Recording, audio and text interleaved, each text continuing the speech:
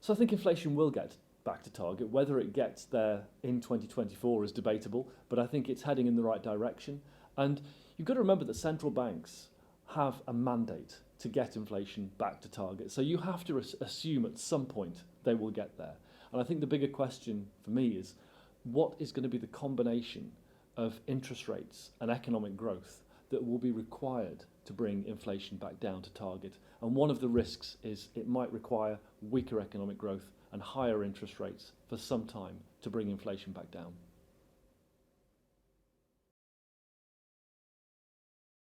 In our view, both the Bank of England and the ECB are essentially done with the hiking cycle. So the next move is down.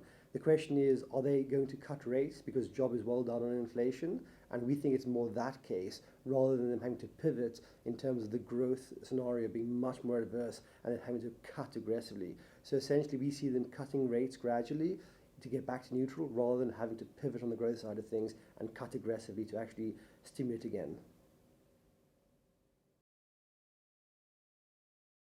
So this is going to be one of the most important questions for central banks in 2024.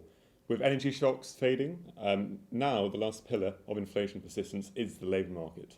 Based on our analysis, our models that we've done, our regressions, we think around 2.5–3% is right for the euro area and the UK. Currently in the UK we're running at around 7% and in the euro area about 5%, so we're still far from that. And if central banks want to meet that 2% goal in 2024 or 2025, we think they need to see wage growth settle at a much lower level, and it's not at that point yet. Also, we think that it's going to be a little bit harder for central banks in terms of the target for wage growth than it was pre-COVID. Due to changes in productivity, shifts in the economy, we're now much more supply constrained than we once were, which means that we probably need to see lower wage growth than we saw pre-pandemic.